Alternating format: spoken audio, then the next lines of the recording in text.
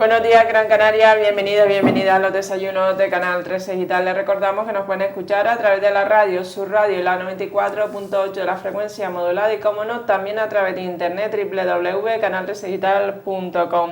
Esta mañana tenemos a don Enrique Caro, miembro del Consejo Político Nacional de Izquierda Unida. Muy buenos días, Enrique, bienvenido. Buenos días, gracias. Vamos un poquito a hablar de tu trayectoria política para aquellos y aquellas que nos están viendo, están escuchando, porque empezaste con UPC. Fuiste el cofundador de UPC Unión del Pueblo Canario. Sí, en el año 78 que se constituyó aquello. Ya antes de eso, digamos, todas las personas y grupos que componemos la Unión del Pueblo Canario, la conocida UPC, ya teníamos todos trayectoria de actividad política, obviamente en la clandestinidad, el periodo con la dictadura.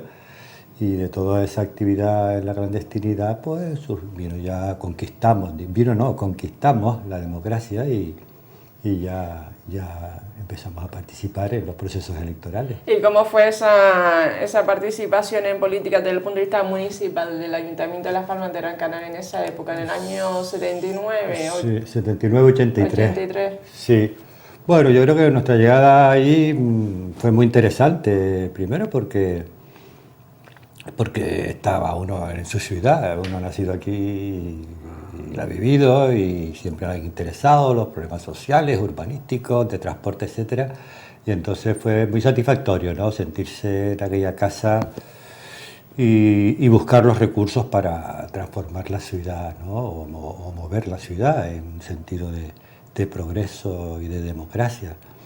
Y en esa situación nos colocamos, digamos, ¿no? ¿Qué principales problemas tenía la ciudad en esa época? Sí, bueno, yo diría que son muchos porque somos éramos la corporación democrática después de los 40 años de dictadura. Claro, esas administraciones pues vivieron bajo la dirección de los alcaldes que eran impuestos por el régimen, sin más, y no había profesionalidad en lo de los cargos políticos, que eso tiene su doble cara, porque tenían que buscarse la vida de otra manera, digamos. Y en ese sentido, bueno, fue muy interesante. Nosotros, gente que teníamos entre 25 y 35 años, la mayoría, aunque había algunos compañeros más veteranos, fue muy interesante, una gran experiencia toparnos con un ayuntamiento que realmente estaba cargado de problemas y muchos paralizados a la espera de que la democracia iniciara los cambios, ¿verdad? Y entonces ahí en esa situación nos vimos, ¿no?, con la necesidad, fue abrir las puertas del ayuntamiento, aquello empezó a entrar aire y oxígeno por todas partes, los ciudadanos nos aparecían por todas partes, las colas y las demandas por todas partes, y tuvimos que hacer un gran esfuerzo de responder a toda esa exigencia social. ¿Acudían los ciudadanos ahí al ayuntamiento a contarte los problemas? Sí, claro, era impresionante. Claro, los ciudadanos percibieron que había habido un cambio democrático. El ciudadano en la época Franco, cuando íbamos a la administración o a algún puesto oficial, íbamos asustados a ver qué nos contestaban, porque no había derechos, había deberes y no derechos. Y el de la ventanilla, si estaba contagiado del régimen autoritario, pues te maltrataba y te trataba mal y decía eso, vuelva usted mañana y adiós, buenos días.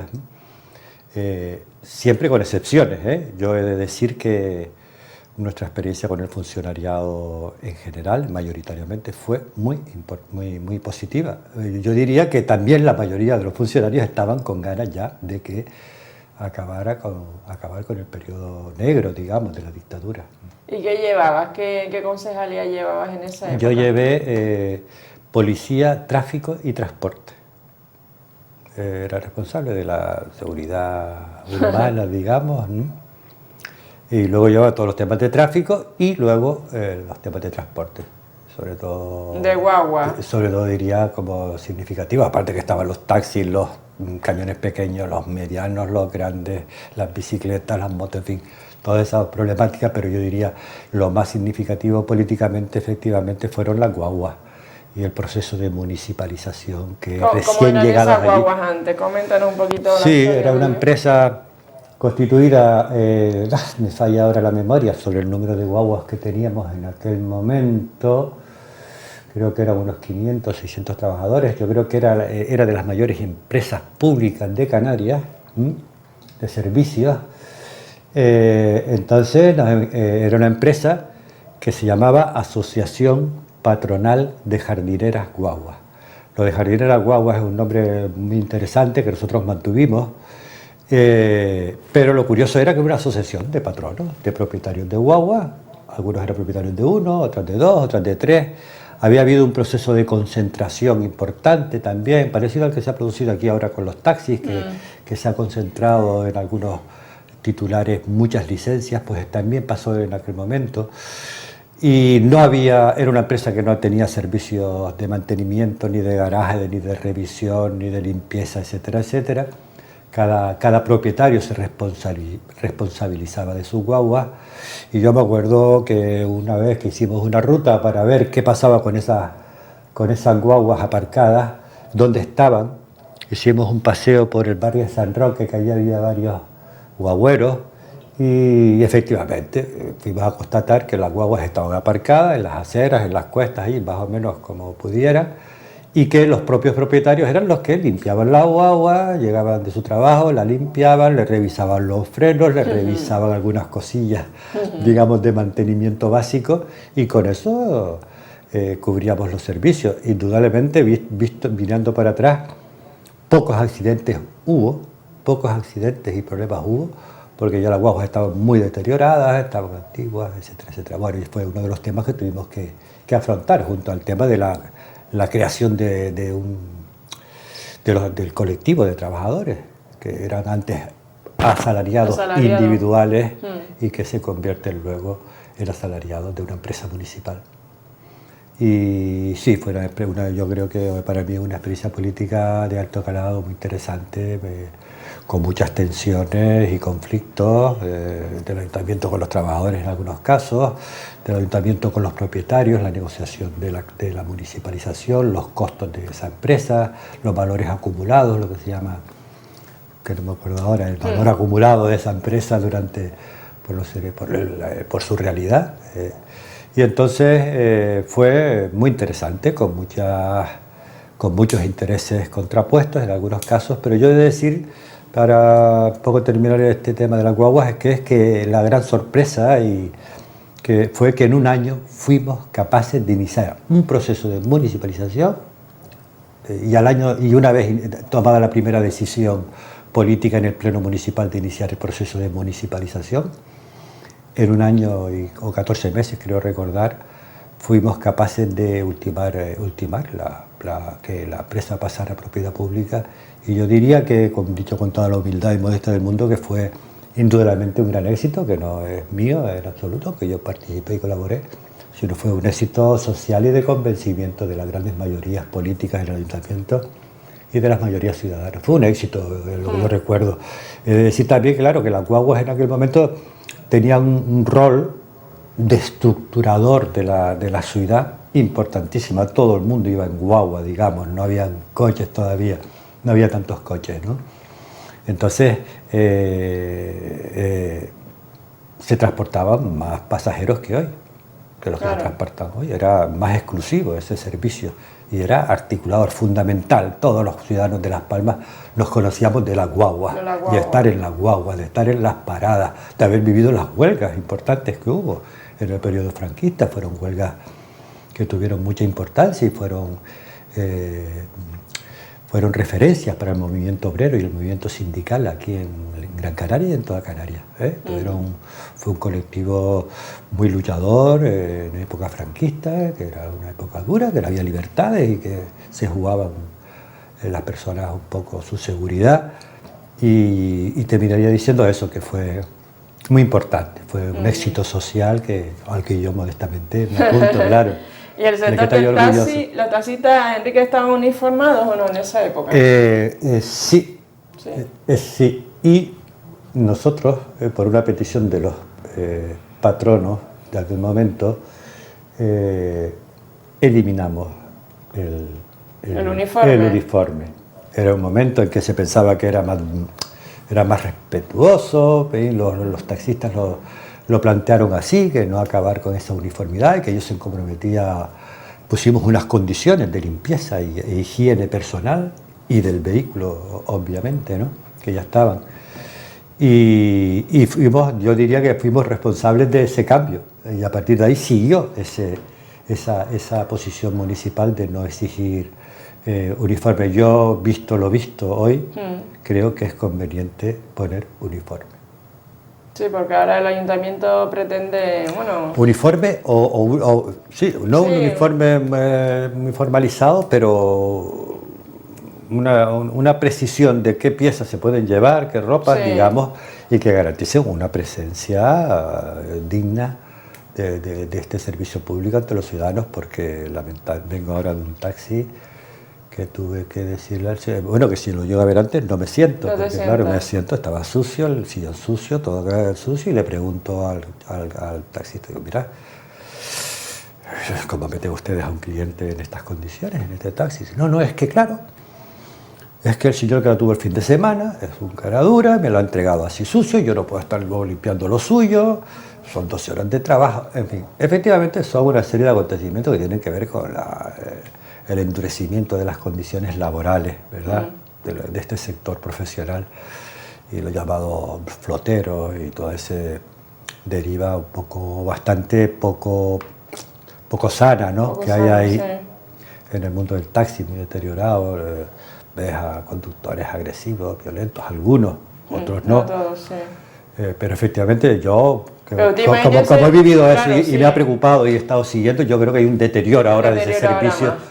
Obviamente, y en las vestimentas se observa también, y yo creo que hay que exigir un poquito de más limpieza y más higiene. Hombre, teniendo en cuenta que Las Palmas de Gran Canaria se montan también muchísimos turistas también, ustedes. Claro. Un turista, ya sea pues que venga de la península de vacaciones o tal, y se monte en un taxista en las condiciones. Sí, bueno, yo hoy sacudí el asiento. Y claro, cuando miro para el suelo, claro que el suelo estaba todo sucio, de cenizas, de restos de comida. Bueno, decía él de que no se había limpiado en un día. Yo creo que aquello... Era de varios días. De varios días, diría yo. No hace falta ser muy listo. O sea, ¿opinas por la uniformidad por eso? Porque... Sí, porque por mejorar la idea, la imagen. La imagen, ¿no? O un compromiso claro de los propietarios de decir, no, nosotros nos responsabilizamos de lo que nuestros trabajadores entren en el taxi con unas condiciones mínimas. Vale. La uniformidad de ese disfraz, de ese uniforme, perdón, sí es debatible. Hay gente que no se siente, digamos, pues bueno, que su individualidad un poco se la cuestionan y que no están acostumbrados a tener, pero todos los trabajos tienen su uniforme. Sí, pero por ejemplo, en Garda los taxistas están uniformados, vas a Tele, vas a Mogán y no hay ningún problema. No hay ningún problema. Realmente, además te ahorras el... ropa tuya, ¿entiendes? Realmente, si realmente pues te pones un polo azul o blanco y un pantalón azul marino o lo que sea, pues te ahorras el tener que estar gastándote más dinero en ropa para el taxi, que va a estar 12 horas sentado, ¿no? Sí, estoy de acuerdo contigo. Y realmente después, claro, a lo mejor ves taxistas pues que van con chándal o con zapatillas. Sí, bueno, este de hoy, que es muy educado, él... Su aspecto personal era pulcro, digamos, porque también te puedes encontrar aspectos. Pero claro, luego te llevaba unas cholas, unos vaqueros todos desvencijados, como llevan los jóvenes, una camisa un poco fuera de tono, ¿no? Entonces, ya un hombre ya de 40 y pico años y vistiéndose como un adolescente, no puede ser. El tema entonces del taxi, pues eso hay que concretar, y sobre todo el tema de los flauteros, que también se ha dejado ahí de la mano de Dios. Sí, yo tengo la impresión de que el ayuntamiento no quiere solucionarlo. No está dispuesto. Es un tema conflictivo, es un tema que tiene su calado, porque eso está muy consolidado ya, ese proceso de concentración de propietarios se les ha ido de las manos. No ha habido intervención municipal en muchos años y ahora se supone, dicen que somos la ciudad con un servicio de taxi más perverso, diríamos, más alterado, más fuera de la legalidad, fuera de lo que las normas hoy exigen, ¿no? Esa es la impresión que hay, y eso lo leí el otro día, que el deterioro del gremio del taxi en Las Palmas es enorme, es el mayor en toda Canarias, sin ninguna duda. Y dicen que estamos en el tema de los floteros y las irregularidades, somos la ciudad más manchada por esa problemática, ¿no? Enrique, coméntanos también, cuando eras concejal, o sea, ¿realmente estuvieron gobernando UPC? ¿Cuántos años? Con el PSOE. Con el PSOE. Ustedes eran 10 y el PSOE eran 4, ¿no? Sí. Tenían un pacto ahí. Un pacto con otro. ¿Y cómo era ese matrimonio? ¿Se llevaban bien o no? Sí. A ver, yo te decía antes que, claro, aquellos resultados de aquellas elecciones pues dieron una mayoría de izquierda, digamos, de votos de izquierda, porque era Asamblea de Vecinos, Partido Socialista y Unión del Pueblo Canario. La UCD, que era la centro derecha, llegó a 14 concejales. Entonces la diferencia era de un voto, de un concejal. De un concejal. De un concejal. Aunque no olvidemos que las leyes electorales favorecían a los partidos más mayoritarios. O sea que aunque nosotros fuimos mayoritarios, aún así el número de votos fue claro que fue un voto mayoritariamente de izquierdas y democrático en Las Palmas en aquel momento. Y entonces todos los partidos que nos definíamos en ese campo político, ideológico, pues todos fuimos conscientes de que había una gran demanda ciudadana de cambio. Y nosotros representábamos mucho más el cambio que la UCD, donde todavía había políticos que venían del franquismo, vinculados al franquismo, y que representaban la opción conservadora en última instancia en aquel momento. Entonces había muchas demandas de cambio y todos los partidos, desde el primer momento, pues cuando empezamos los procesos de acuerdo y negociación, fueron fáciles, pero sabíamos que la cosa se podía complicar y se complicó porque nosotros pensamos, hablo del nombre de la UPC, que al margen de las debilidades que tuvimos por inexperiencia, juventud y cierta ingenuidad, al margen de eso, el Partido Socialista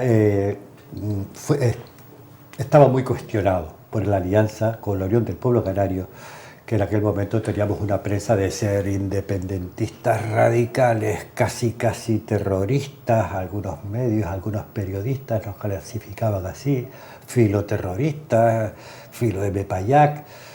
Y bueno, yo creo que viendo el desarrollo de los acontecimientos casi 30 y pico años después, aquellos que dijeron que éramos nacionalistas, independentistas, pro-mepayacos, pro-terroristas, casi nos decían, bueno, casi no, nos lo decían en muchos periódicos, pues ahora tendrían que tragarse esas palabras. Realmente sí. en aquello había algunos filo independentistas, había una corriente independentista en la Unión del Pueblo Canario, pero era minoritaria. Y eso fue lo que explicó que el PSOE se asustara mucho, tenía muchas presiones desde Madrid, desde los militares, por la situación de inestabilidad que había en África, la preocupación que había en las fuerzas políticas ahí de conservadoras sobre que Canarias se pudiera declarar independentista, cayera en manos del radicalismo africanista, etcétera, etcétera. Y entonces, en ese contexto, yo creo que el PSOE cedió a las presiones porque no había razones inmediatas para cuestionar el pacto político, eran sobre todo razones estratégicas, diplomáticas y de los grandes poderes fácticos que se llaman, que, repito, estaban muy interesados en que nosotros saliéramos de aquella corporación, ¿no? De aquella corporación, que gobernábamos con una persona de 50 años y luego un grupo de jóvenes que estábamos entre 25 y 35 años, dando la cara allí, pero con una energía y una potencia. ¿Cómo se vivía en la política en esa época? ¿Mucha intensidad? Sí, los niveles de participación y de afiliación y de participación bestiales, ¿no? Colectivos sociales, colectivos vecinales, juveniles, políticos, sindicales. Fue un momento álgido, fue el momento de mayor democracia social, digamos, en aquel momento, y de mayor formación democrática. A partir de ahí se produce un momento luego de progresivo y acelerado casi, de pérdida de decepción y de frustración de la ciudadanía. Eso es una interpretación, ¿verdad? Hay interpretaciones para decir que la gente se acomodó, vio que las cosas ya estaban caminando bien, se despreocupó de la política y ahí estamos pagando estos resultados, porque lo que nos dice la historia es que si tú te despreocupas, pierdes la plaza, digamos, ¿no? Nada está consolidado en la vida, los procesos sociales son procesos muy complejos, que podemos ir para adelante, igual que vamos para adelante, podemos dar luego un paso para atrás a la primera de cambio. ¿Y ahora cómo están esos movimientos sociales? Y yo creo que ahora estamos en otro momento álgido, estamos en un momento álgido, impresionante, diríamos, comparable a los años de la transición. Hay estudiosos ya que hablan del número de personas que parten, el número de manifestaciones, los números de colectivos de personas jóvenes comprometidos, etcétera, etcétera, ¿no? Los votos que se están dando, todo eso están dando a entender que somos, dicen, una encuesta europea, el país que más habla de política de Europa. Sí. ¿No? Importante, importante. Bueno, Izquierda Unida en las anteriores elecciones europeas, Enrique, tampoco estuvieron tan mal, 1,5 millones de euros frente a Podemos, 1,2 millones. De votantes. De votantes, sí, de votantes.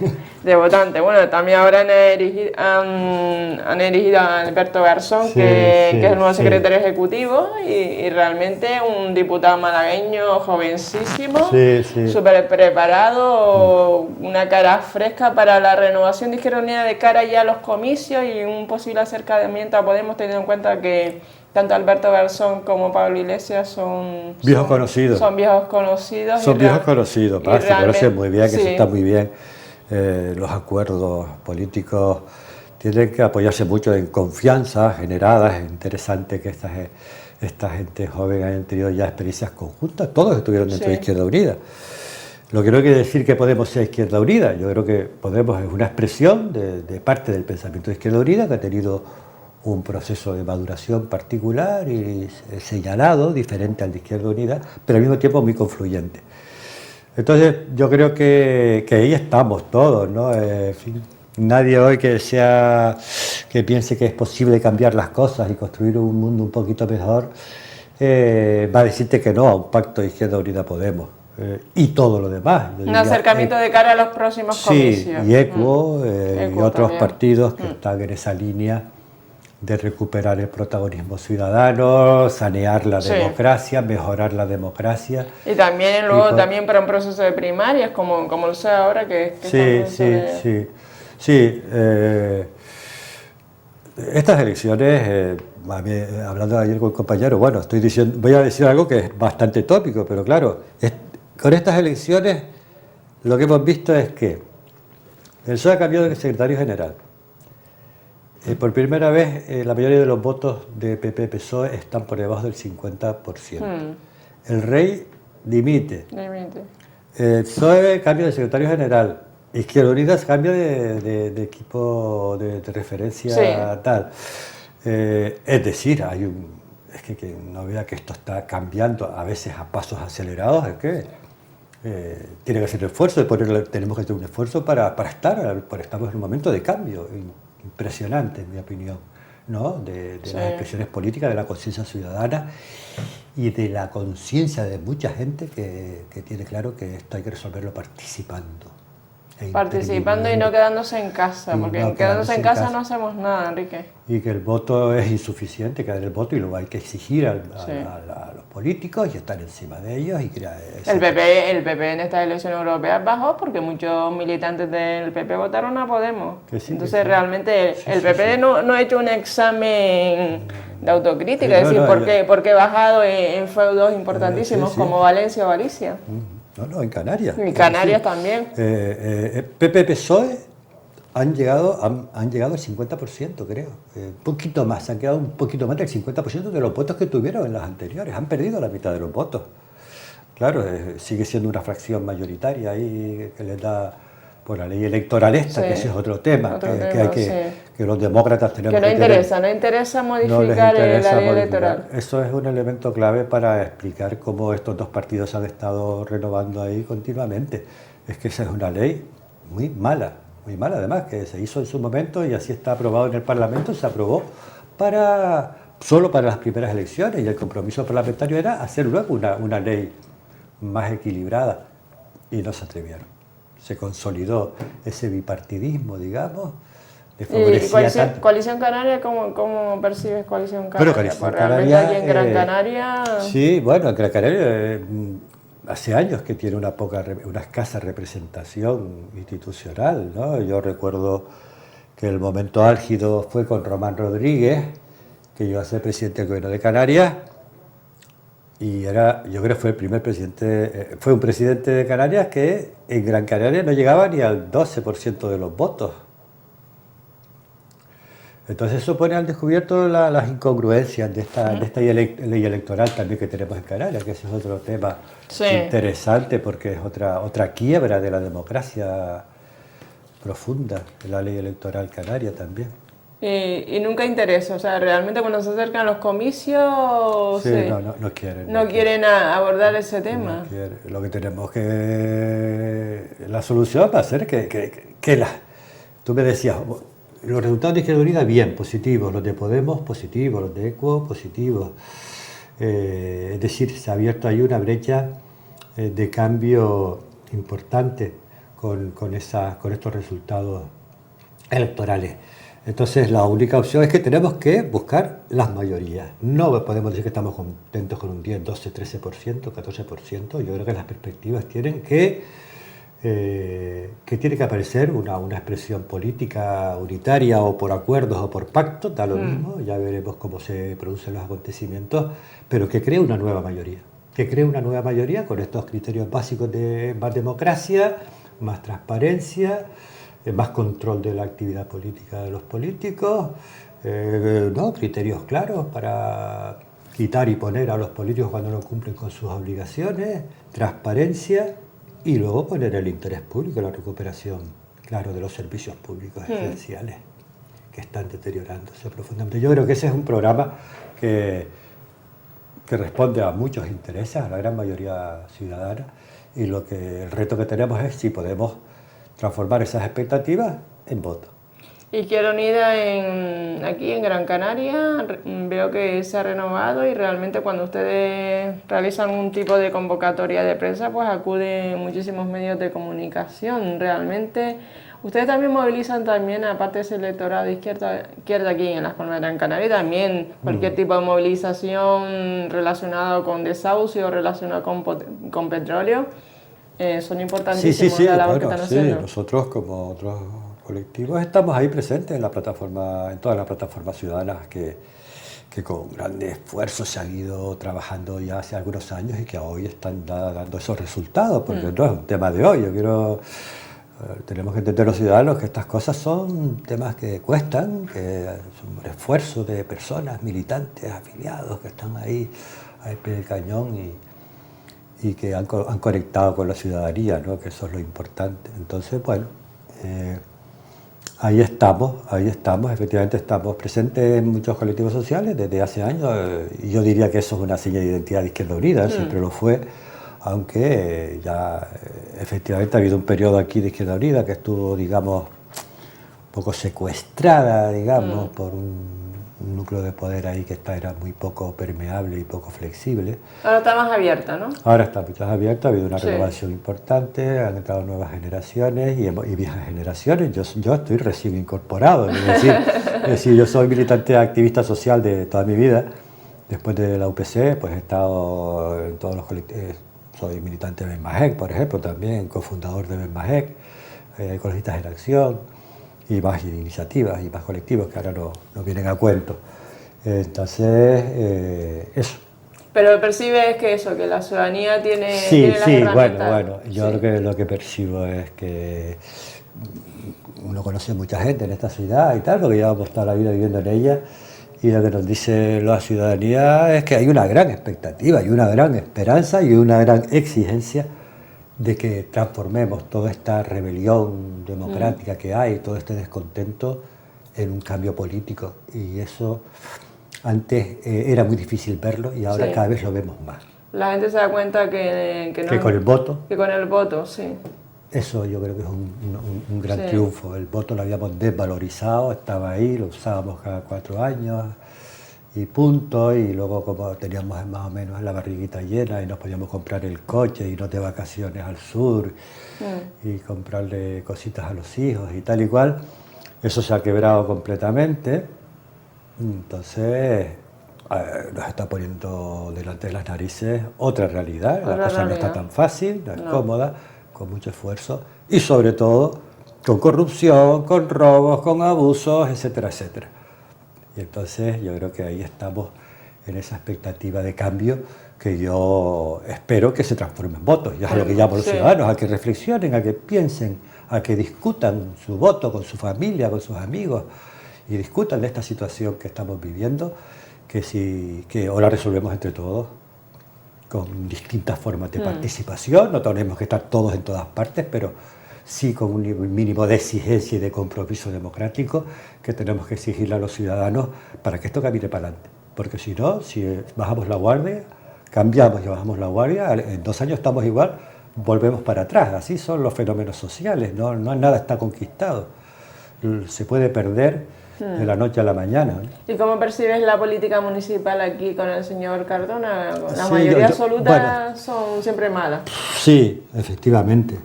Y bueno, y además ya una mayoría absoluta que ya lo representa hoy a esos ciudadanos. Yo diría que el gobierno del Partido Popular, si le pondría una primera calificación, observación, es que es un gobierno que hace mucha propaganda. Viene de viejo. Ya Soria, alcalde de Las Palmas, ya creó aquí en ya nos enseñó lo que era el gran poder mediático para convencer a los ciudadanos, y lo consiguió Soria durante muchos años, con mucho poder y mucha fuerza. Es decir, que el Partido Popular le ha dedicado muchas energías y recursos al tema de la información y de la comunicación, que es lo mejor que han hecho, diríamos.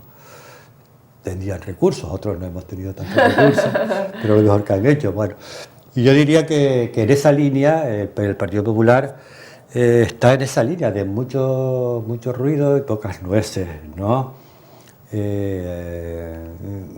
Las iniciativas que toma son iniciativas de ayudar a las iniciativas privadas. Y yo creo que el ayuntamiento tiene que tener iniciativa pública. El ayuntamiento no puede hacer un acto cultural festivo en un sitio y dejárselo a la empresa Suez o la que fuera, para que ellos hagan lo que quieran conveniente. Hace falta, entiendo yo, una iniciativa y un control, no que suena mal, ¿no? Una garantía de que nuestros dineros y nuestros recursos se están utilizando adecuadamente y en función del interés público, y no en función de vender más o vender menos y convertir cualquier acto cultural en un acto comercial. Están obsesionados con eso, y yo lo que le diría es que hace falta que el ayuntamiento sea el gran referente de las grandes iniciativas políticas, democráticas, culturales, sociales, y yo creo que hay que recuperar ese derecho que tiene, ese derecho y deber que tiene la institución pública de convertirse en el vigilante democrático de los gastos y de la actividad administrativa, política, etcétera. Y yo diría que entonces el PP está en esa línea, ¿no? Mucha propaganda, muchas fiestas en la calle, ocupando el espacio público, no sé qué, pero y convirtiendo los actos culturales en actos de consumo. Y pensando que así vamos a mejorar, pero si la gente no tiene dinero es que no puede consumir, es que es mordernos la cola, ¿no? Tenemos que consumir, pero no tenemos dinero, pero vamos a consumir nosotros mismos, vamos a consumirnos entre nosotros, pero es que no. Y yo entiendo que, yo viendo los resultados de muchas de esas actividades que hacen en la calle, en la semana, en las fiestas, los fines de semana, los jueves y tal, entonces creo que está todo muy hinchado, muy falseado sobre realmente lo que nos está significando eso, ¿no? Y luego ya cuando ves que ahora tomaron una iniciativa urbanística muy importante, que es recalificar suelo rústico ahí en Tafira, en el hospital de pulmón, que era el San Martín, no me acuerdo, el hospital de cuidados paliativos. Sí, y donde está el psiquiátrico, es el entorno aquel. Pues aquello es paraíso, es un paisaje, está dentro del paisaje protegido de Tafira, es un paisaje muy peculiar nuestro, de esa zona de medianía de las islas, con acebuches, incluso tiene una vegetación muy particular, etc. Pues había hecho un cambio de uso de suelo rústico y no urbanizable, y lo han cambiado y quieren hacer allí un centro deportivo con pistas de pádel y tal, igual, pero claro... Privado, un señor privado. Son maniobras especulativas para recalificar suelo, compra suelo muy barato, lo recalifica, lo conviertes en urbano, ya eso es un business, hablando mal y pronto, ¿no? Y le has revalorizado un suelo que has comprado en 4 perras, es suelo urbano. Por la cara no, por una decisión administrativa, una decisión del Ayuntamiento de Las Palmas por mayoría que cambia el plan general, donde se decía que ese terreno tenía que estar protegido. Y es un poco la línea esta del Partido Popular, que es pensar que la solución viene desde la iniciativa privada exclusivamente, ¿no? Y nosotros decimos que hay que equilibrar. Oye, Enrique, también venías hoy también a hablar un poco sobre el tema del petróleo. El Tribunal Supremo avala las prospecciones petrolíferas, el señor Soria se ha salido con la suya, Resol se ha salido con la suya, y realmente a nosotros, a los ciudadanos, que nos queda la pataleta, acudir a la manifestación que hubo a principios del mes de junio, que fue una manifestación aplastante en toda Canarias y en la península también. Sí, bueno... bueno, ya Lanzarote ya han declarado que el señor Soria persona non grata, empezando por ahí. Sí, exactamente. Claro, el tema este del petróleo, el señor Soria se ha convertido en el adalid de los intereses de las petroleras y no quiere escuchar nada, está impermeabilizado, se ha puesto tapones en los oídos, no quiere oír solo los cantos de sirenas de las petroleras, que dicen que eso es normal, tranquilo, que no pasa nada. El negocio del petróleo, mira tú, se mete unos tubitos, se saca, se traslada y tal, no pasa nada.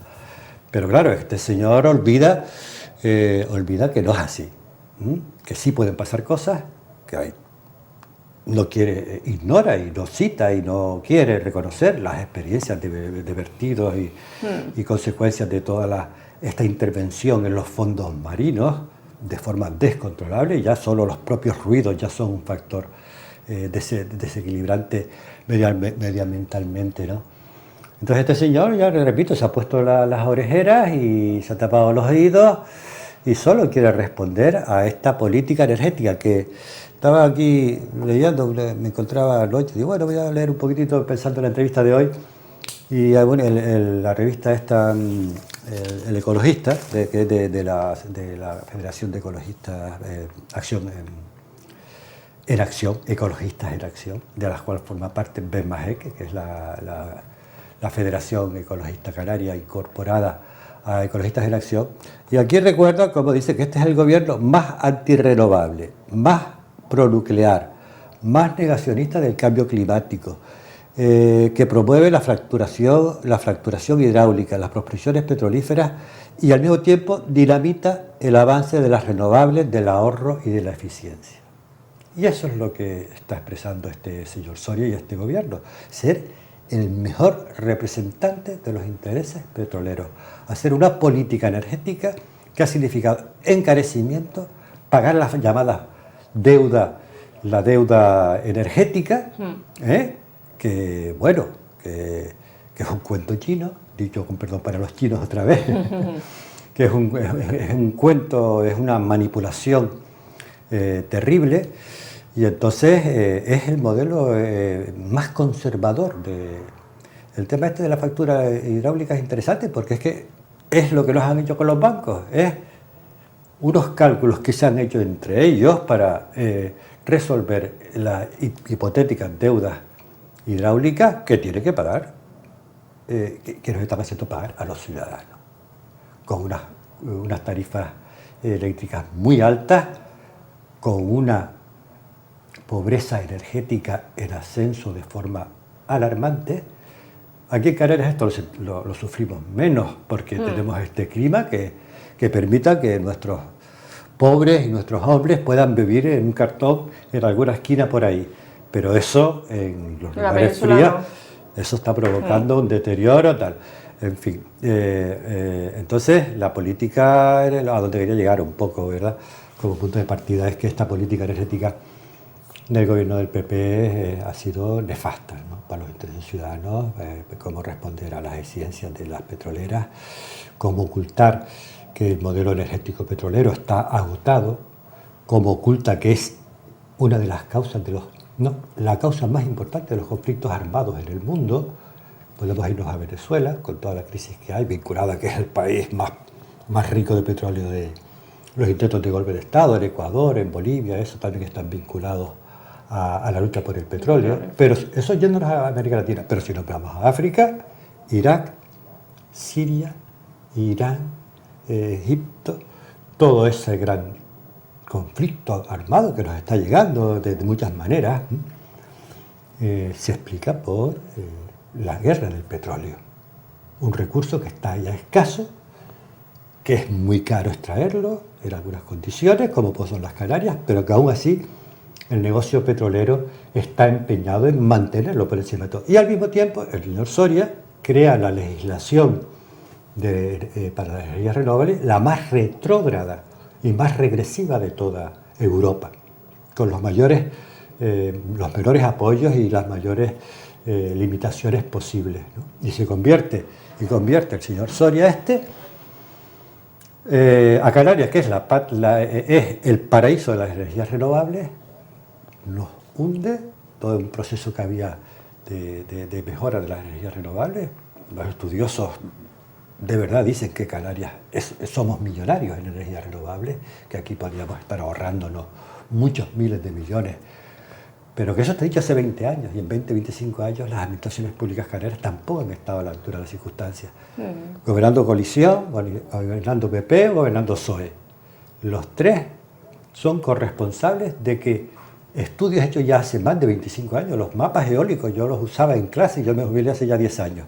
Yo soy profesor de biología, y yo usaba en clase los mapas eólicos elaborados por el ITC, el Instituto Tecnológico de Canarias, hace ya 25 años. Los tengo yo todavía, los hice en diapositiva, los todavía buscando papeles. Fíjate tú, hace 25 años ya estaban los mapas eólicos y los rendimientos de las energías renovables del viento en Canarias. Y no han hecho nada. De una irresponsabilidad ver a estos presidentes de gobierno llenándose la boca de energías renovables, ecologismo, no sé qué, y ver como Canarias, que se puso en unos meses en cabeza de las energías renovables, ahora estamos en la cola en relación a Murcia, Andalucía, Navarra y otras zonas del país donde hay ya energías y que están en proceso de crecimiento. Aquí el señor Soria se las ha cargado. Es que es impresionante. El cinismo, digamos, la gran incongruencia entre lo que dice y lo que hace, ¿no? Y depende de que se va a generar empleo, Enrique. Sí, pero bueno... y eso a lo mejor hay gente que se lo cree. Sí, aquí está yo tengo un amigo que tiene un hijo trabajando en plataformas petrolíferas, cocinero, y que le cuenten a él los puestos de trabajo que hay en las plataformas petrolíferas. Eso es mentira. Esos son empresas multinacionales con obreros especializados. Ellos, igual que es como decirlo del Corte Inglés, no, usted solo puede tener trabajadores de aquí de Canarias. Pero bueno, ¿de qué me dicen? Eso es un tema, hay que hacer una gran afirmación de poder y de soberanía para tú a los Repsoles y adelante decirle, no, ¿tiene poder Soria para eso? Es mentira, no es verdad. Es que la realidad de las prospecciones y del negocio del petróleo no va por ahí. Entonces son empresas que se mueven por el mundo y que lo que menos le importa es quién está al lado. Ellos funcionan con plantillas en un 90% de todo eso, como si quieres trabajar, igual que las Hewlett Packard o Apple. ¿Sabes? Que a estas empresas tú no le vas a venir con cuentos de responder a las necesidades locales, ¿no? Es que es contradictorio con su negocio. Ellos funcionan con mecanismos globales, ¿no? Ahorrando plantilla, ahorrando recursos, ahorrando de todo. Y ellos no están por esas labores. Eso es una mentira, obviamente. Algo caerá, seguramente algo caerá, pero la mínima parte del negocio del petróleo se lo van a llevar ellos. Y luego se lo van a llevar a ellos con el gran costo que nos están, de situación de peligro que nos están poniendo, ¿verdad? Con cualquier accidente no, en las propias pruebas que se hagan ya va a haber pérdidas. Eso está estudiadísimo, es que no pueden evitarlo. Van a estar a 3.000 y pico metros. Ahora me he perdido un poco, como lee uno tantas cifras y ya con los años se confunden, pero van a ser hasta 3.000 o 4.000 metros de profundidad. De profundidad, sí. Bueno, eso no lo garantiza nadie.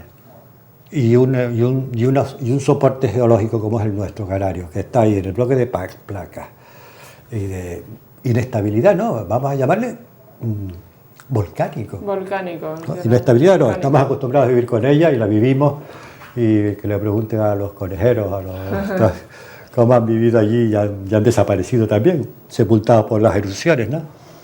Pero una cosa es eso y otra cosa es lo otro. Para finalizar, Enrique, ¿cómo ves el tema de los aforados en España? Que hay un montón de aforados y después vemos a Alemania que no tiene ningún aforado. Realmente es una figura que es un privilegio realmente. Sí, es un privilegio. Yo creo que es una expresión... 10.000 aforados. Sí, creo que el 60-70% son del aparato judicial. Judicial también. O sea que ellos mismos se han preocupado mucho de protegerse a sí mismos. ¿Va? Yo creo que eso es una herencia de las debilidades democráticas de la transición, ¿va? Porque ya en Europa eso ya no se utilizaba, no existía ese derecho, ese es un derecho feudal, digamos, monárquico de la media, ¿entiendes? Las élites que al mismo tiempo se amnistiaban a sí mismos, ¿no? Y entonces, bueno, impresionante el tema de los aforados y la reacción que ha habido incluso por las fuerzas vivas, digamos, el PP, el aparato judicial, y bueno, y ahora si le sumamos además el aforamiento de Juan Carlos, del ex rey de España, ¿no? Pues es una cosa descarada, digamos, no suma más la conciencia ciudadana en el sentido de más rechazo a lo que hay, de más desconfianza, de crear un ambiente de escepticismo pero al mismo tiempo de rabia y de indignación, pero de luego educativo para la democracia. No lo es. No lo ha sido, ¿verdad? Pues nada, pues lo dejamos aquí. Enrique, espero verte por aquí otro ratito. Ha sido agradable tener hoy una conversación contigo, sobre todo por la trayectoria política que has tenido aquí en el Ayuntamiento de Las Palmas de Gran Canaria en esa época convulsa, que no había acceso a las nuevas tecnologías como hoy, y realmente era otro nivel de participación política, ¿no? Bueno, y en el franquismo desde la clandestinidad, desde la clandestinidad, eso es. Pues nada, pues muchísimas Encantado, muchísimas gracias. Estaré aquí cuando quieran. Gracias, Enrique Caro, miembro del Consejo Político Nacional de Izquierda Unida, y que tengan un feliz día. Y recordar que la entrevista de Enrique Caro será colgada en el Facebook de Canal 13 Digital. Muy buenos días, Gran Canaria.